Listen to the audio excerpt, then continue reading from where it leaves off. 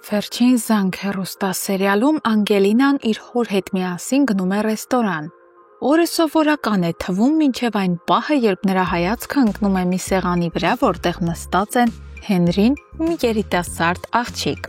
Այդ տեսարանը նրա սրտում միանգամից վերք է բացում։ Անգելինան համոզված է, հենց այս աղջիկն է Հենրիի կապը, որի պատճառով փլուզվեց իրենց սերը։ Նա այլևս ոչինչ չի լսում, ոչ էլ տեսնում, բացի այդ պատկերից։ Հայրը զգալով դստեր լարվածությունը փորձում է հանգստացնել, խնդրում է դուրս գալ այդ ռեստորանից, բայց Անգելինան այս անգամ չի լռում։ Նա անում է մի քայլ, որ կարող է հանգեցնել ամենավատին։ Անգելինան մոտենում է սեղանին, շպտալով ներկայանում եւ սառը քաղաքավարությամբ ասում այդ աղջկան. «Դուք շատ երիտասարդ տեսք ունեք մամա լինելու համար»։ Հենրին քարանում է, նա չի կարողանում ոչինչ ասել, ոչ բացատրել, ոչ պաշտպանել։ Իսկ աղջիկը խճճված չի էլ հասկանում, թե ինչ է կատարվում։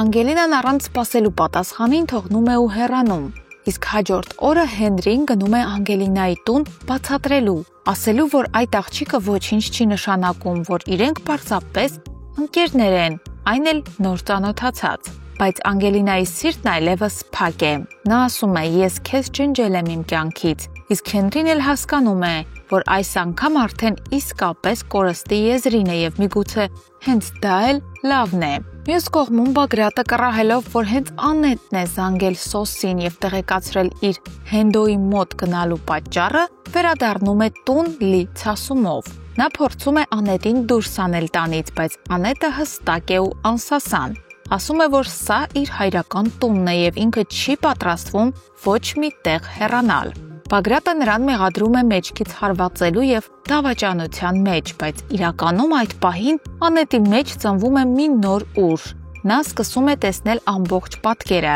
եւ ինչպես նախորդ դեպքերում, այստեղ էլ թերևս շուտով նա կբացահայտի նաեւ այն, ինչ 25 տարի թաքնված է եղել։ Իսկ Լիլիթը նա երբեք չի կարող ապրել հանգիստ։ Երբ երեխային դուրս են գրում հիվանդանոցից եւ բոլորն ուրախացած պտտվում են նորածնի շուրջ, նա չի համբերում եւ խախտում է այդ ընտանեկան անդորը, զանգում է Միքոյին ու սկսում իր խաղը։ Հարցնում է, թե արդյոք նա գիտի, որ Սոսը գնացել էր Աննային տեսնելու հիվանդանոց։ Իսկ միգուցե հենց Աննան է զանգել կանչել, որ Սոսը գա։ Այս խոսքերով Լիլիթը մեծ կասկածներ է մտցնում Միքոյի մտքերում։ Այս մի նախադասությունը կարծես կոտրում է Միքոյին։ Մարդ, ով մի քանի ժամ առաջ Աննային ասում էր. «Անցյալը թողնենք անցյալում եւ ապրենք մեր երեխայով», հիմա իր նորածին զավակին խլում է Աննայի ձեռքից եւ սառը տոնով ասում, որ հեռանա իր տանից, քանի որ նրա սրտում ու մտքում միշտ Սոսն է եղել,